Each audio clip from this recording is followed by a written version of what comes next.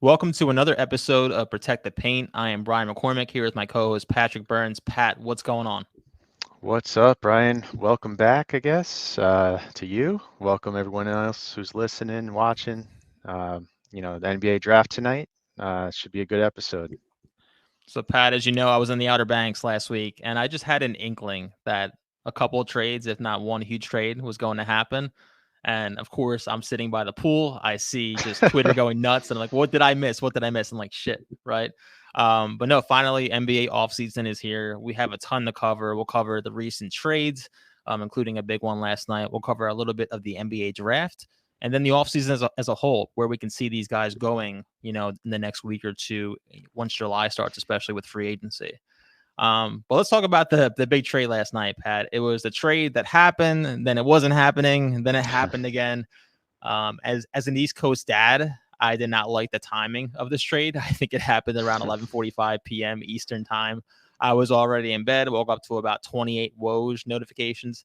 But no, this definitely rocked the NBA world. Whether you like the trade or did not like the trade, some Boston fans were upset too. But Kristaps Porzingis is now a member of the Boston Celtics. So Boston received Kristaps as well as 2 first-round picks, which I'm not sure if anyone realizes the Celtics are not rebuilding. So that was pretty nice for them. Washington receives Tyus Jones, Gallinari, Mike Muscala, and a second-round pick. And the Grizzlies received Marcus Smart, longtime Celtic. Pat, what did you think of the trade? Yeah, a lot of things, I guess, right? It's you know, anytime I hear Kristaps Porzingis, that brings up some emotions in me to start as a Knicks fan. But uh, I don't know what Washington is doing. I think they're fully rebuilding, and they're just getting enough players to run a team out there next year, right? Um, yeah, well, what did they got? Tyus Jones, who I guess maybe you want more than Marcus Smart. He has more potential long term, I guess, but Marcus Smart is on the downturn. I think it's noteworthy that Marcus Smart's leaving Boston, right? He's been there his whole career, and I think he's a major contributor to them winning whenever they do win. Uh, I don't think because of necessarily his skill, but I think he manipulates the referees very well. He plays the modern game of flopping, manipulating, calls, which I hate to say is necessary now in the modern NBA. And they're going to now lose that, right? Um, Malcolm Brogdon is who they wanted to trade initially. Um, Turns out he's pretty seriously injured, and they're now going to have to roll with him and rehab him and hope he gets back to producing for them. Porzingis, though, had the best year of his career last year, kind of very much under the radar. Right, he was very efficient in the paint, down low, which is new for him, I'll say. But he's always been, a great producer his whole career, not only on offense, but he is a top tier, you know, block, paint defender and blocks. So I think it's a good move overall for Boston. As much as I hate to say that, the one knock I'll say on Porzingis though, and what could very well happen is he's always injured. That's what's kept him from rising to the top tier of the NBA. He misses half the year more often than not, if not more, and that's a very high likelihood with him. So Yeah, I gotta say, so injuries aside, if he can stay healthy, which I know you can say for many players, sky's the limit for this offense, right? I think they definitely improved on the offensive end. And Porzingis was actually a pretty decent defender last year, too. He allowed the fourth least points in pick and rolls that I saw, too. So that's an area that, even though Robert Williams is more athletic, he struggled in. Al Horford, you saw James Harden cook him in a couple of the playoff games, too. So I think they got better in many ways on defense, but they also got worse in many ways on defense, right? Porzingis is not going to go out there and guard, 1 through 5 every night. Now, Smart did struggle with centers. He wasn't the tallest guy, but regardless of how dirty we think that he can play and how many times he does flop, because he indeed does flop, he can play defense when he wants to. But what really stood out to Oh me yeah. as far as this acquisition is that they're not going to ask Kristaps to be the first or second option on offense. He's going to be the third option in this offense behind Jaylen Brown and Jason Tatum. He might open up the floor a little bit for them too. I saw that, ironically, he was second among centers in 3-pointers made last season. First was Al Horford. So Wow. if you thought Boston shot a lot of 3-pointers last season, wait for this season because they're going to shoot even more of those. So I thought it was a pretty interesting acquisition. I'm not sure if I was a Celtics fan, if you gave me a list of players that I'd ideally want to trade for that were available. I'm not sure if Kristaps would be at the top of that list necessarily, but I thought it was a decent trade. And I understand that some Boston Celtics fans, they're really upset that Marcus Smart, who they felt, emboldened the Celtics mantra, their attitude and everything that the Celtics are about there. When you're Brad Stevens and you can flip Marcus Smart for not only Kristaps Porzingis, but 2 first-round picks, I think you have to go with that. Yeah, I mean they got a lot for Marcus Smart, more than I would expect they would. But I mean, I feel like I have to say this, right? I didn't necessarily want to comment on the team structure yet. I don't think they're done making moves, right? The might trade Jaylen Brown.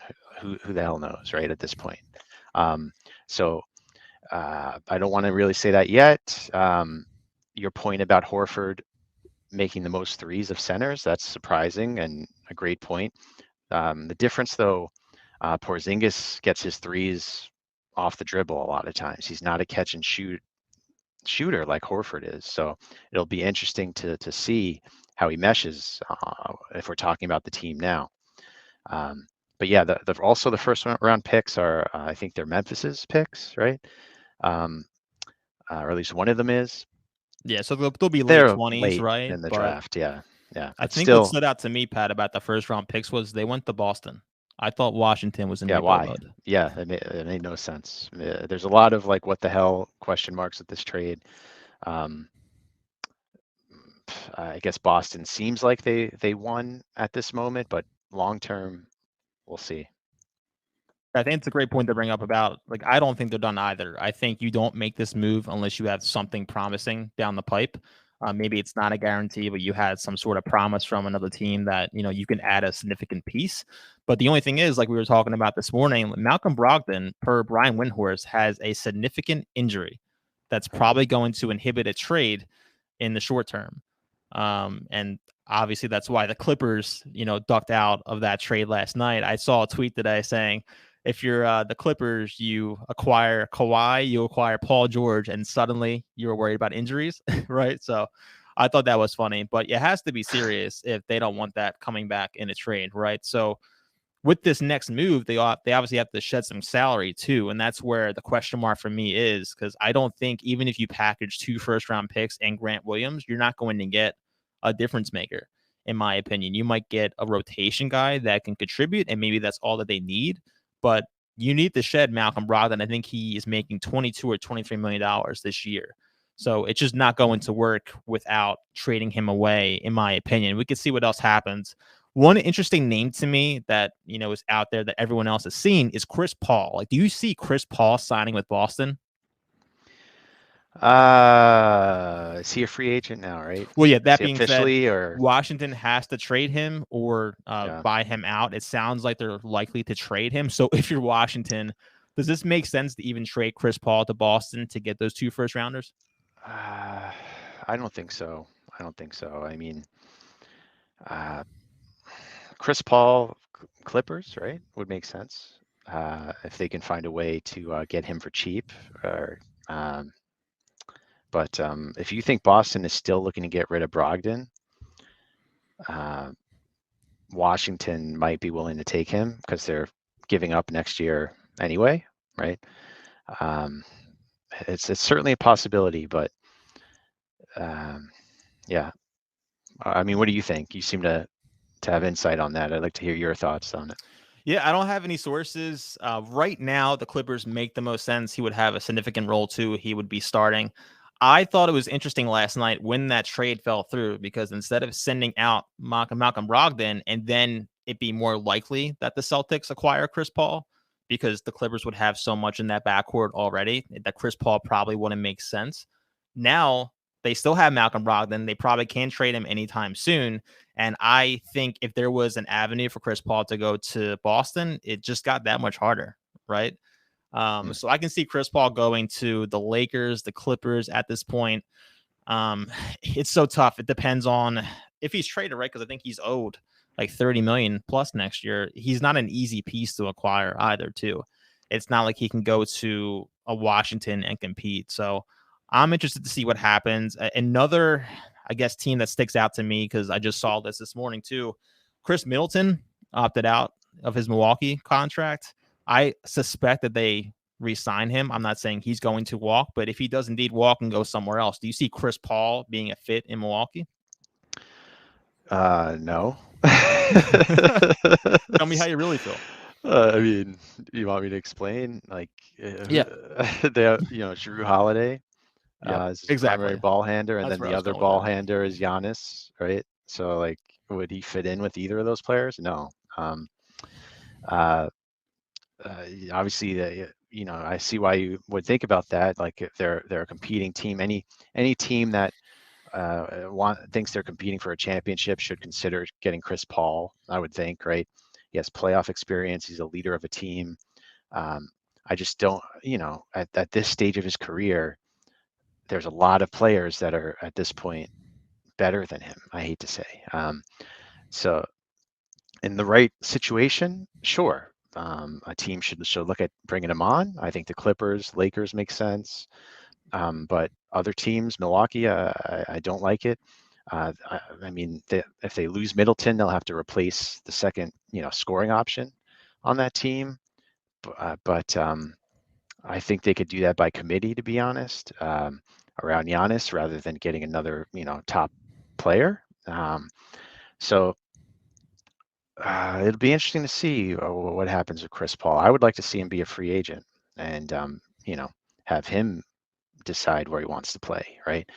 Um, but the team has leverage over that at this point, and it's still early in the offseason, right? So these trades might happen around the draft time, but some of these things might not happen until start of the year, right? So, um, well, I think Chris Paul's situation might be more long term. So Yeah, I mean, I think it's going to be a lot easier for Chris Paul to go anywhere he wants to when if he's a free agent, right? And I know that's, common sense, but also with the money, if they buy him out for 25 million, 20 million, whatever that number is, he can take, uh, 4 or 5 million from the Lakers or Clippers without them having to move any pieces. And that's what makes this so that's a interesting good point. too, Thanks that for they've saying that. That's what I meant by like saying yeah, I'd like to see him in that situation. Yeah. that's ideal, right? So, and going back to the trade that fell through last night, the Clippers being the party that fell through and just backed out, they were offering Marcus Morris, and I forget who the other player was. Someone else with a sizable contract too on that bench too. So does Washington possibly move Chris Paul for those two pieces that are expiring? That's something to look out for too, right? So like you said, it is early, but going down the list of competitors, like obviously Milwaukee does not make any sense to me, but I want to throw that at you right there. But if you go down the list of like teams that can actually compete, I don't see where he's going to go unless it is a team in LA. Yeah. No, I agree. I agree. He's not as in demand as he used to be.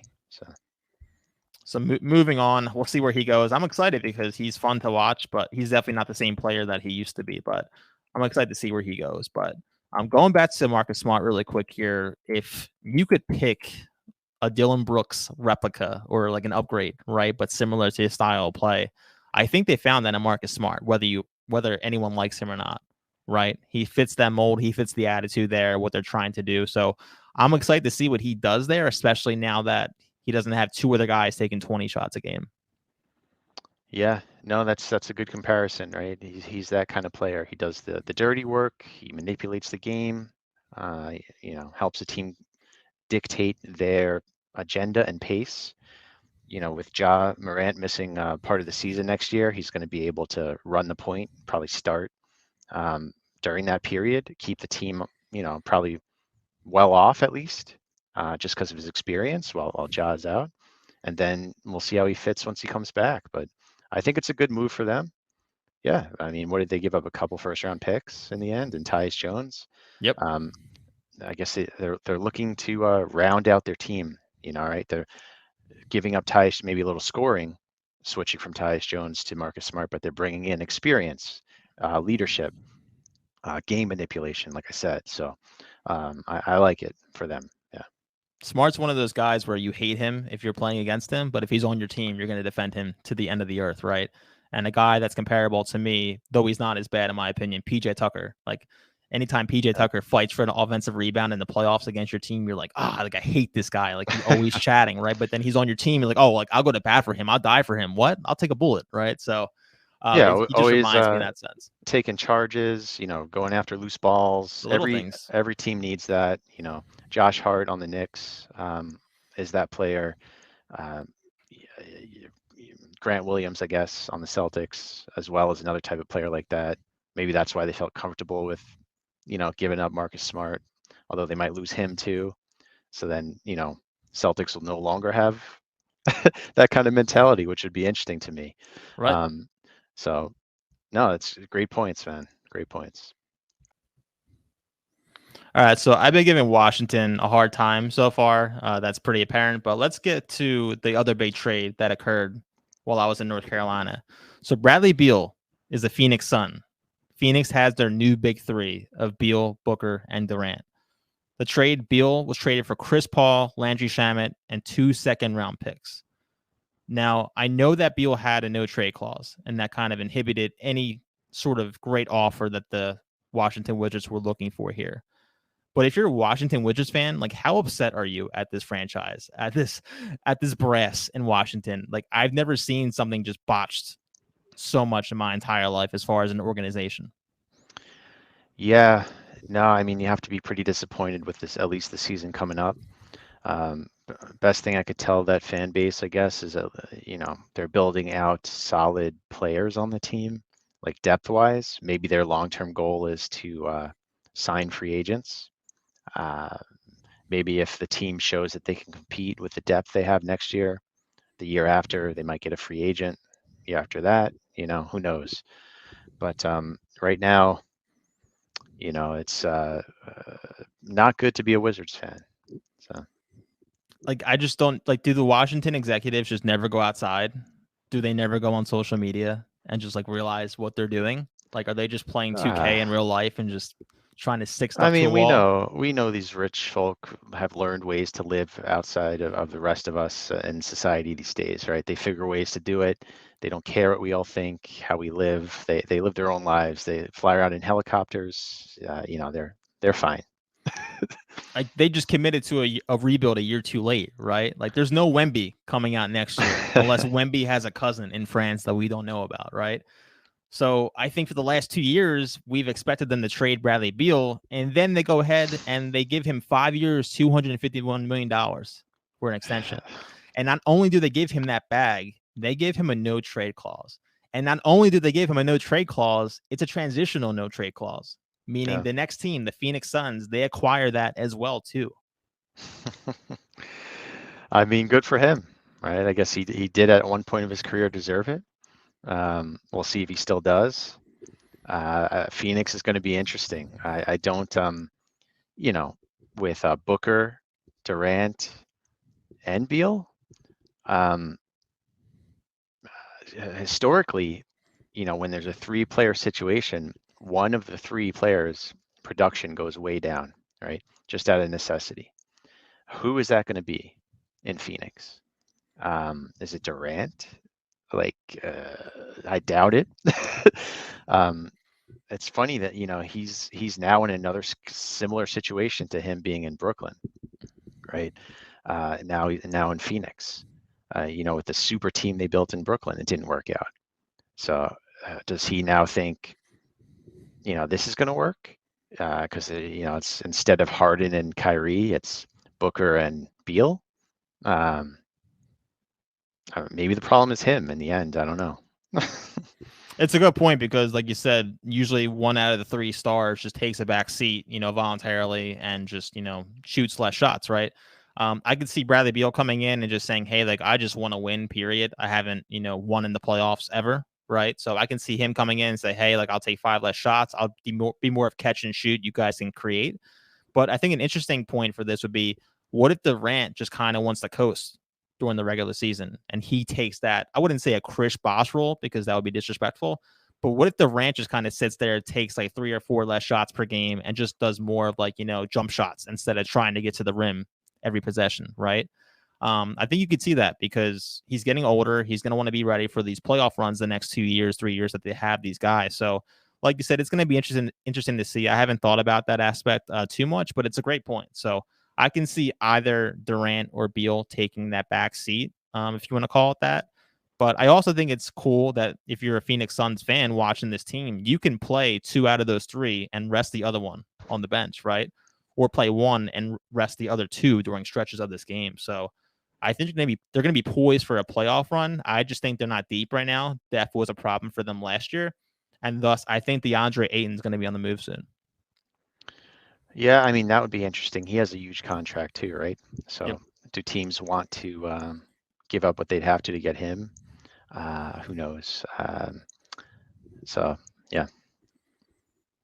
Yeah, teams like the Pacers, they come to mind. They wanted DeAndre Ayton last year, and maybe they, give Phoenix Miles Turner, Buddy Hield, because it doesn't seem like the Phoenix Sun owner Matt Ishbia doesn't care about this cap space whatsoever. There's a second apron this year as far as the cap right now. He might shoot through the fifth apron if there's a fifth apron, right? So he might take on Buddy Hield's contract, Miles Turner, and even more. So it doesn't seem like he's worried at all about money.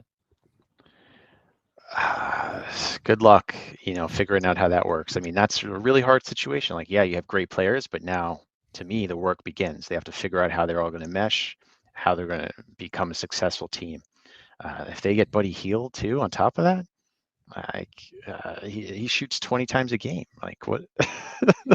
Maybe they Yeah. play with 2 basketballs, Pat. I don't know. They just insert a basketball for Phoenix Suns games. They don't. Last I checked, right? It's basketball is a lot about defense and team chemistry, and especially in the playoffs. So that's why they didn't make it this past year, and I don't think they're improving that part of it. So. Yeah, that's a good point. There's only one ball. I think a perfect fit in, a great scenario for them would be like a Clint Capella, someone who doesn't need to touch the ball a lot. He gets offensive rebounds, so a lot of putbacks. He doesn't necessarily take 10 jumpers per game, right? So they need something like that, Yeah. so where like they don't need, to be dominant on the ball. Yeah, is Clint Capella like moving? Is that a thing? Like, I don't know what Atlanta's going to do, and I was going to say they've been pretty desperate to make a push in the playoff run again, and how they could use a guy like Chris Paul, right? But they already have Trae Young, so it goes back to the Chris Paul saga. I don't see him going anywhere but LA because everyone else pretty much has what they need at that position, so far. At least those who want to compete, right? But in the end, and I had to do a double take on this. If you're watching the Wizards fan right now, you're probably pounding whiskey all day, right? Because the Wizards traded away Beal and Porzingis for Tyus Jones, Landry Shamet, Gallinari, and some other guy, right? 0 first-round picks as well, too. Like, how can you, in your right state of mind, justify that? I don't know. I don't know. The only thing I said was maybe they're looking at free agents next year. We'll see. We'll see what happens with them. But yeah, Phoenix, I'm excited for them. They need more depth. I think they're going to have a couple of guys that get bought out, whether it's over the summer or trade deadline next year, and they can have some contributions there. But they definitely need to get rid of Ayton, in my opinion. He takes way too much of the cap right now, way too much. It just limits their options as far as what they can do in other areas too. So, and I don't think he necessarily wants to be there, and I don't think they necessarily want him either, right? They almost let him go to Indiana before they matched that offer sheet last year too. So he's going to be a name to watch as well too. I think he could be traded draft night or later this summer. Interesting. Speaking of another player that a team seems to not want, right? Or I've been hearing rumblings of they might be trying to move his Bam Adebayo on Miami. Have you heard that? Like, I've I saw don't know. rumors. Yeah, I'm not sure how serious they were, but I wouldn't put it past Riley to make a big splash as well too. Yeah, I mean, I know Miami's always looking at trading with Pat Riley. I know the Knicks are looking at trading with Leon Rose. Those are 2 teams I would expect to possibly make a trade tonight. The news came out with, leaked audio of Obi Toppin yelling at Thibodeau, in the playoffs when they lost to Miami. which, to be honest, I'm almost siding with Obi on that. He not been developed properly behind Julius Randle. Anytime he's gotten playing time, he's produced, done well. I think he's attractive to other teams, and there could be a move you know, involving him uh, during the draft. And Miami, I think, could be looking at making a bigger move. So we'll see. Maybe that's where Chris Paul ends up going. Yeah, Miami is so interesting to me because it seems like they're waiting for Dame, right? And I think that's the most Right. interesting storyline today. Like we've had the Kristaps trade. We can talk about Beal and the Suns till we're blue in the face, but there's been a lot of rumors online all over social media that if Dame if Dame sees the Blazers draft a young player, he's been adamant that he does not want a youth movement in Portland, right? So up to this point, it's 1 o'clock Eastern on the East Coast here. They haven't traded away that third pick. And so Windhorst was on earlier on Get Up saying that if they keep this pick and draft a young player, that the rest of the NBA is willing to make offers on Dame tonight. So they're getting ready.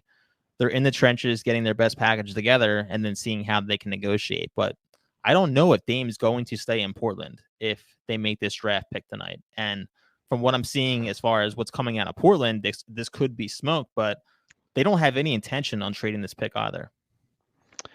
Yeah, it's interesting. Dame Lillard, his whole career has kind of had pride in the fact that he stayed with Portland, and he's loyal to Portland.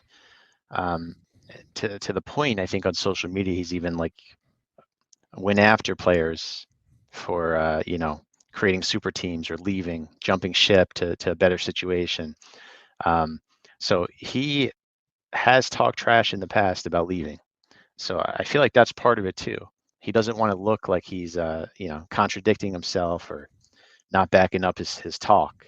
So I don't see him as the type of player that is going to easily force a trade or maybe ever force a trade. So in the end, I think the situation we're in is it's up to Portland to decide. So if Portland decides that they want to just go ahead and initiate it, it might happen. But right now, it's not looking that way. So That's a fantastic point because I don't think either party in Portland wants to be the fall guy, right? Like the Portland right, brass does not want to say they traded away their best player in franchise history of the last, 20 years, however long it's been. And Dame doesn't want to be the bad guy because he's been adamant. How many like articles have we seen or posts have we seen across the last 3 years? Like, I'm not running from the grind. I embrace it. I love Portland, right? Which is one of the reasons why I want him right. traded today, ASAP. I'm tired of seeing this stuff. Like, stop asking. Please stop asking him about this stuff. But there seems to be a stare down now of who's going to break first. But Portland has been, constantly saying that they're not going to trade the pick away either unless they're blown away. So if you're the rest of the NBA and Dame is making it public that he does not want a youth movement, he does not want you to take any player tonight in the top three. If you're another NBA team, why would you make any sort of offers? Just wait until he gets frustrated and it's open season.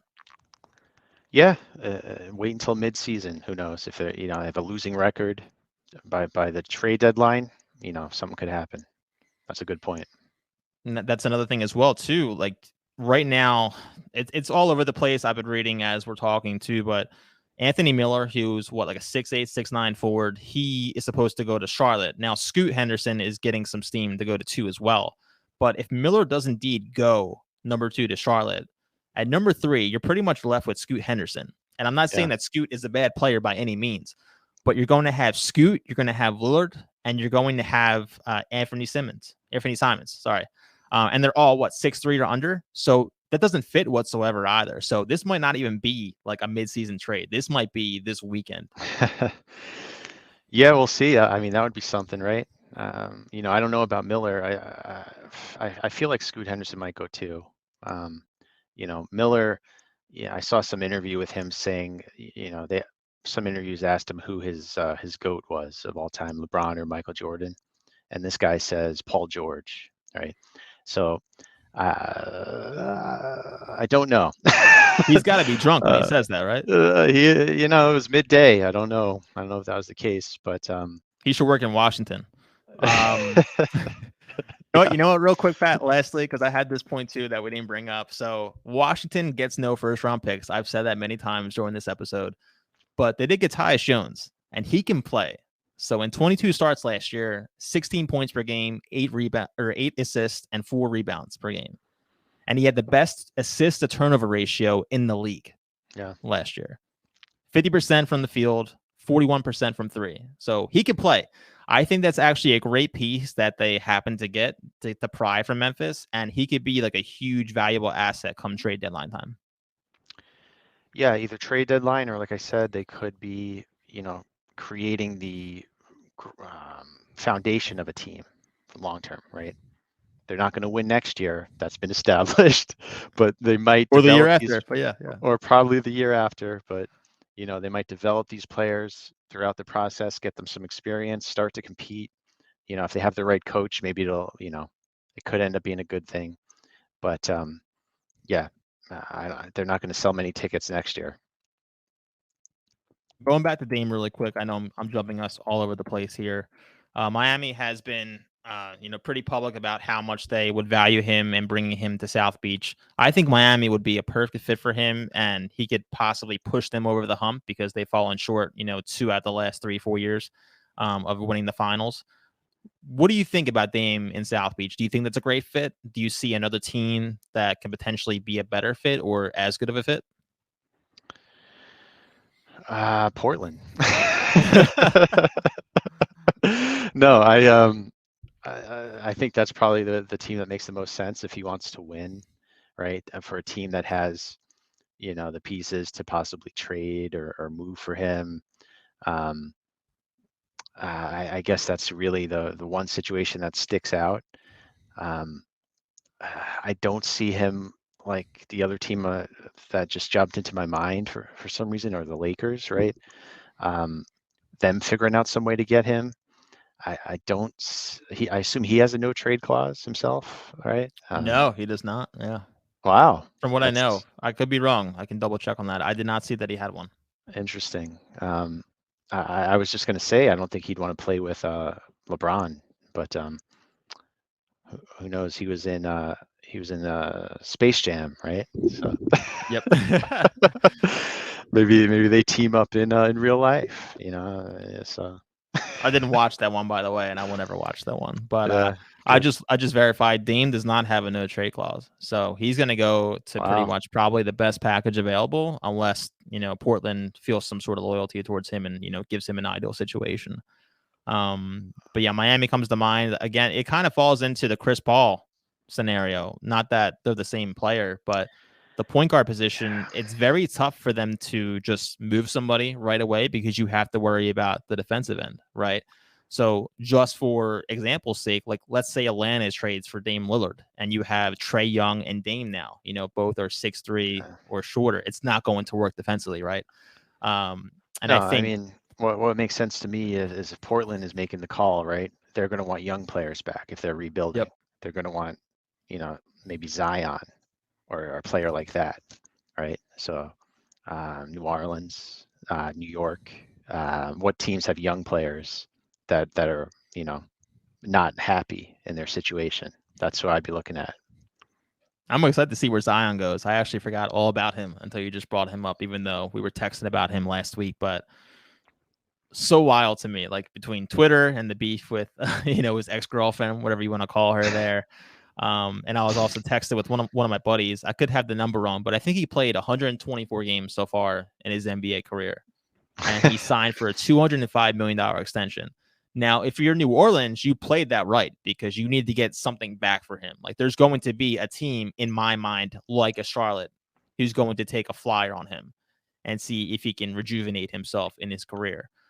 So I don't think they were wrong in not letting him walk, but I'm interested to see where he goes because he's such an interesting player. Like we don't know what he can potentially do fully yet for a full season. Like he just hasn't had, I don't want to say that opportunity because his health has been a major factor. I think he's been resting. He hasn't been in game shape, in my opinion, but he's very young. He can probably play another 10, 12 years if he wants to. So you're not necessarily going out there and taking a flyer on like a rookie year Michael Porter Jr., right? Like Zion can be the face of the franchise. if he wants to and if it works for him. So I don't know where he's going to go, but I could see Charlotte, Portland, or another team like that making a move for him. Yeah, I agree that he's a risk, but less of a risk than some people might think, in my opinion. Anytime he's on the court, he has looked like a generational talent, right? Like he dominates the game physically, right? Which like a player you haven't really seen since maybe Shaq or LeBron, obviously to a certain extent. But he is more of like a Shaq impact where he's physically overpowering another team, right? Um, so if he can stay healthy and figure out a way to get his body right and his mind right, he's an MVP caliber player, I think. Um, what the teams that might want to trade for him are teams that are looking to unload players, I think, right? New Orleans is looking to compete, I think. Portland, I think, is at the top of the list. If Lillard ends up, being on the move, they're going to look at Zion. They're going to look with, I think Zion is a better player in exchange than anything Miami can put together in the end, right? So Yeah, I'm just really excited for this offseason. There's nothing like the NBA offseason. And you're just thinking about these big names that are potentially out there, like Zion, like Kyrie, like Dame, possibly Chris Middleton. Like there's an array of guys where we have no idea who they're going to suit up for next season. But yeah, I think Zion, I can't wait to see where he goes. I mean, you could still watch him every night, right? Even if he's going to play maybe 20 games a year, you're probably watching those 20 games. And to your point, you're not getting a guy that has not proven anything on the court and just has this high ceiling that you've never seen, right? So I'm kind of hoping that Charlotte gets him, honestly, because they deserve something there, right? We talk a lot about, Washington, kind of botched their situation, but Charlotte, like they just need something, like some sort of bloodline there, right? Like some sort of electricity to fill that stadium. what do you And mean? They have LaMelo. Yeah. I know, but I'm not a huge LaMelo fan. Like I think they're higher. Some analysts are higher on him than I am too. He's exciting to watch. His passes are dazzling, but he shoots like 5 for 17 from 3, 3 for 12 from 3, like every other night. I just can't get into a player like that. Now he's young. I'm not saying that that's going to be him for his entire career either, but he's not someone that I particularly like to build around. Now, LaMelo passing to Zion for alley oops, like that's television right there. So I could see that happening. But a quick Charlotte note. Interesting. I'm Yeah. not sure if you saw this tweet, but Michael Jordan, he's selling the Charlotte Hornets at least. They're letting him make the draft pick pretty much tonight, even though he's on his way out of ownership. I thought that was bizarre. Yeah. I mean, they're picking second, right? Yep. I mean, probably it's probably a PR move in the end, right? It's not like that he's actually going to make the pick. I'm thinking the team just wants him to be the scapegoat if it ends up bad. That's a good call. Yeah. It's all a PR move, I think. But if I'm them,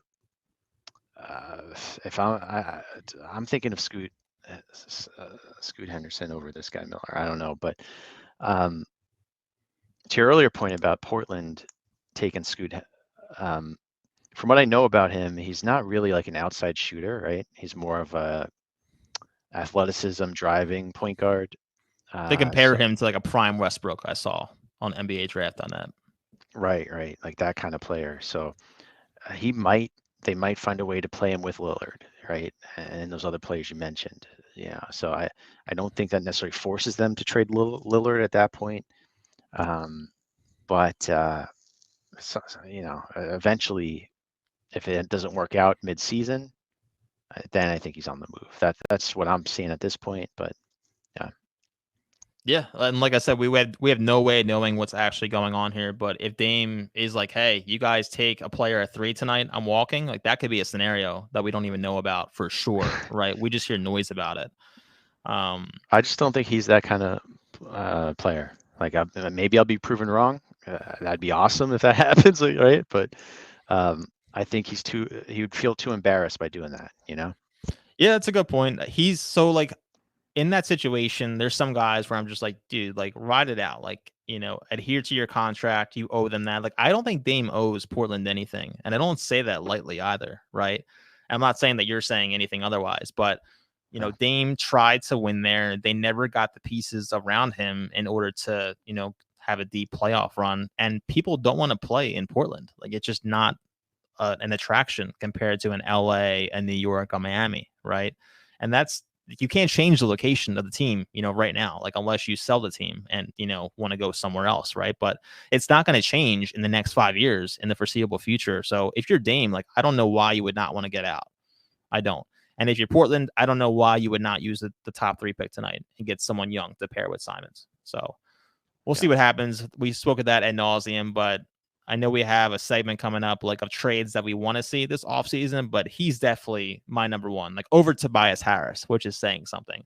I'm just tired of hearing about loyalty and embracing the grind, and I'm not going anywhere. Like, come on, dude. Like, be human for once. It's still Dame time. Still Dame time. Real quick, so we brought up Obi. Another forward that I wanted to bring up was Kyle Kuzma. He's a fun player in my eyes. He's not someone who I think, obviously saves a franchise, but he's awesome as far as I've seen him many games last year, third quarter, just score like 20 points in the third quarter and kind of just take over a game. And I'm a little bit, I guess, biased towards him because in NBA 2K, he's probably my favorite teammate to play with because he can do pick and rolls, he can shoot, and they make him like an 83 overall, but he plays like a 97 overall. Like you can't stop him around the rim for some reason. Huh. So this is real life. I understand that, but where do you think Kyle Kuzma ends up? Because they talked about like a Lakers reunion, but he's gonna want like $30 million a year for what I'm seeing. Whether he gets that or not, different conversation. But what I'm saying is he's not going to sign for the minimum just to play with LeBron. It's hard to say where like the lower tier players go yet. I think the way the NBA works is it all, trickles down. Like once everything unfolds with the top tier players, then the rest of them kind of fit in. Uh, he's a long player. He'll give length to a team. Maybe Boston's looking at him if they make additional moves, right? To maybe they're looking at Kuzma, but Lakers make sense also. Um, you know, maybe Milwaukee if they can figure out, maybe he replaces Middleton, right? That's I think a possibility too. That's an interesting point, actually, because Milwaukee always stood out to me because if you're trying to win as a player, like that's one of the top 5 cities I think to go to right now. Attraction wise, again, that's not an LA, a New York, or a Miami. So I'm eager to see what happens with Middleton because if he does in fact leave for another team, and Brook Lopez is also a free agent too, he might walk as well. I don't know what star is going to just say, "Hey, like I'll commit to Milwaukee for another 3 or 4 years," right? I think that is a big question mark that they would have. Like it just doesn't work like that in the NBA. They want to play in warm weather. Now I know Giannis is there, Drew is there. Drew's getting a little bit older, but he's still a great player, right? But I can't see a huge free agent or a huge trade to where some guy is going to be like, "Oh yeah, let me play here for 5 years." Like I love Milwaukee. Yeah, no, that it's a great point. I think Giannis is going to draw some interest for sure, just alone. But yeah, it's going to take certain types of players, to want to play there. And Kuzma might be a good fit. I'm wondering right now because I spoke to you before we jumped on here. There was a noise that the Knicks were checking in with LA on Paul George, and I thought that would be a saucy trade. What do you think about PG-13 going to Madison Square Garden? I don't know. I mean, as a Knicks fan, I'm a little scarred by signing aging stars, right? At this stage of their career, signing them to big contracts, and then just watching them decline year over year and not really winning. Um, so I don't know. Like I almost want the Knicks to re-roll what they had, and try again. Only make a move if it makes sense for them, if it fits their chemistry and their team. And I think that front office is on the same page there. Um, Paul George, to me, does not fit the team unless they also move Julius Randle in that trade somehow. Um, so I don't like that. Um, yeah. Yeah, I'm wondering like what LA would try to get in that scenario. I think that was the biggest question mark for me when I saw that tweet because Paul George, he gets paid a lot. He has 2 years left on his contract. He does have a player option for not this season, but the next.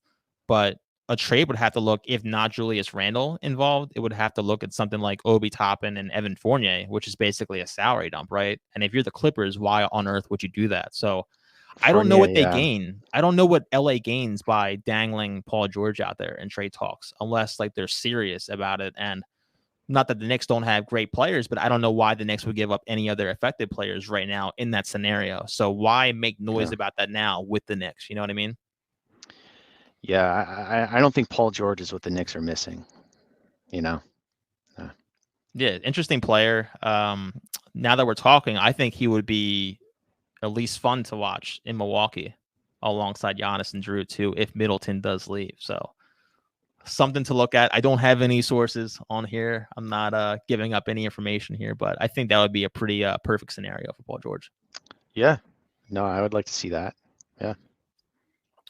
All right, man. Let's talk about the NBA draft a little bit because there's so many question marks around who's going number one, right? We don't have a clear cut player this year, right? Probably one of the most boring number one picks ever. Aside from maybe LeBron, like Wemby, he's been pretty much whoever gets number one, he's going there, right? I'm excited to watch him. They compare him to a taller Kevin Durant, and sometimes like I hate those comparisons, but I think they're spot on watching him. I mean, he's so smooth. The only thing that could stop him is injuries, which is what we see a lot with these guys that are 7 foot or bigger, right? You can look at Chet Holmgren last year. What happened to him? Embiid, one of my guys, right? It happens with almost every 7 footer every year. They miss their first season or so. So I think sky's the limit for him. He is a huge favorite to win Rookie of the Year, as he should be. But other than that, we're worried about number 2 and number 3 right now. And then the rest of the field kind of just feels random as far as, fit for what teams are there, what trades happen too. So we'll see what happens there. But any like flyers or any like late round guys you're looking at? Yeah, I mean, to be honest, I don't really have an idea about what players are going to be great in NBA drafts any year, right? There's such a history of busts and then people coming out of completely nowhere. It's hard to predict, compared to like the NFL draft, for instance, right? So I've kind of learned to set my expectations differently. Even Wemby, to your point, has a player that 7'3", 7'4" ever really panned out, right? Like look at Porzingis. Like he, you know, maybe not quite as talented as him, but similar kind of game. But I think San Antonio has to take him just for the possibility of him turning out to be a generational player. Right, he can get down the court in what 5, 6 steps, Pretty much, so right? it's like he has a major advantage, with his height and his ball handling ability too, and shooting apparently. So we'll see if he. I think they have. It'll be exciting to watch again in San Antonio. You know. Yeah, the only guy that I have my eyes on for the late rounds is Amani Bates. He was the 2020 Gatorade Player of the Year. He had some legal issues involving a gun, a year or two ago. So obviously that could play a factor too. But yeah, he's the only guy that I can really say like I would take a dart throw on him if I was a team trying to make sparks happen in the franchise. But it's such a weird draft. I feel like besides like maybe the top 5 this year, I don't think it's a deep draft, and some analysts may disagree with that, but I'm honestly not too excited about the actual draft picks this year once we get out of the lottery, but I think we're going to have a ton of trades tonight. And this might be the first night where you see, multiple all-stars traded like Dame, like Zion within the draft too. So it's going to be really exciting to watch tonight. Yeah, no, if that happens, I'll yeah, I'll be pretty freaking excited. I mean, Zion Williamson especially, if he goes to a different team and he becomes motivated and excited, that could be a career-changing, team-changing dynamic, history-changing move. So we'll see. One team that's not necessarily tanking, but I was thinking about I would love to see him there, the Dallas Mavericks. Now I know they're worried about Kyrie and re-signing him, and Luke is not the fastest player either. But I think that would be really interesting to see Mark Cuban get aggressive and try to get Zion. Now the Dallas Mavericks don't have a ton to offer. I think that's the only thing that's going to stop them. But I would love to see him in They have Dallas. two. They have two picks, right? They have the 10th and 14th or 13th pick, Yep, and something you like have that. Josh Green, who's a good young player too. But yeah, I don't see New Orleans being excited about getting Maxi Kleba in return, right? As good Uh, defensively he is, right too. So I think you might find a better package elsewhere. But I don't yeah, know if you're Portland and you're worried about keeping Dame happy and keeping him in a Portland Trailblazers uniform. I have no idea why you would not offer the 3 pick and something else for Zion right now, given those issues. yeah. No, I think there's going to be a lot of teams looking to trade for Zion, so it'll be interesting to see if something happens. Guess we'll be on Twitter all night tonight. Yeah. Any other guys you want us to see traded, Pat, in a perfect world? Not that they don't even have to be on the trade block, but any other, guy you would love to see just find a new setting?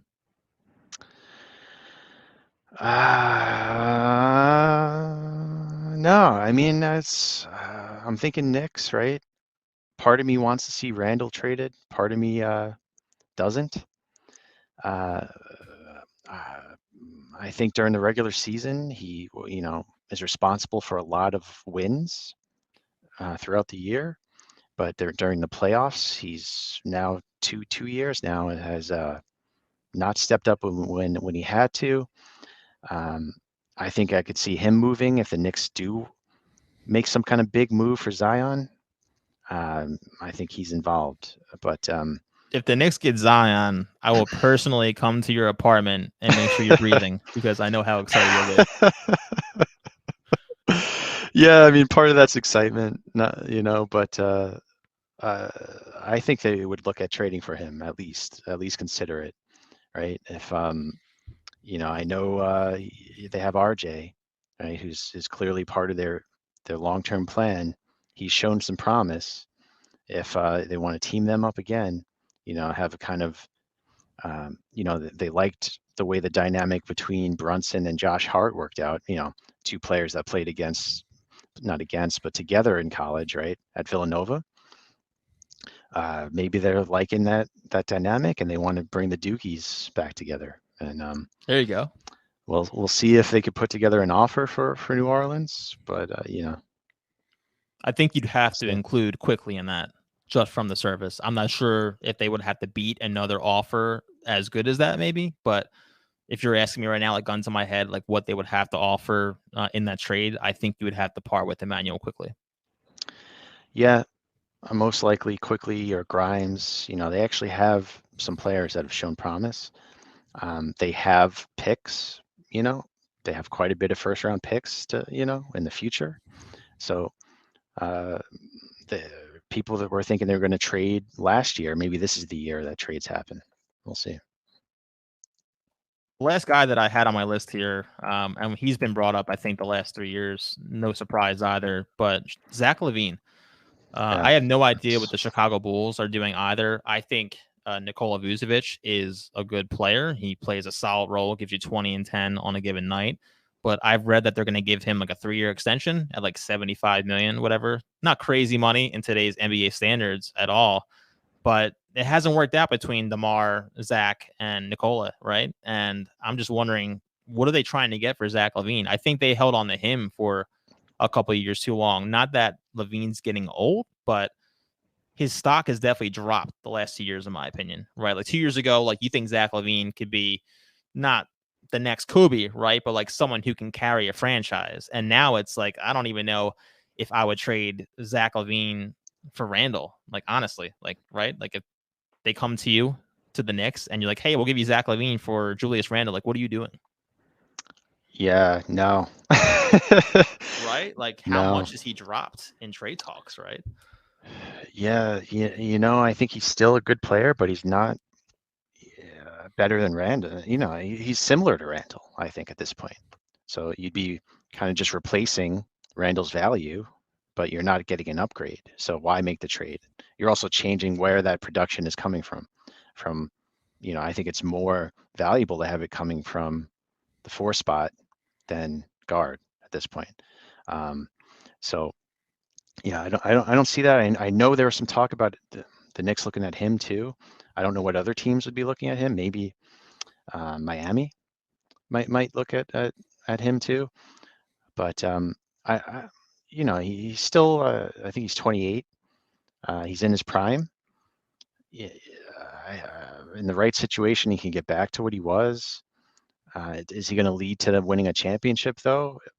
By himself? Probably not. Right? And uh, the trade package for that is going to reflect that. So um, no, he could be interesting to see him on the move.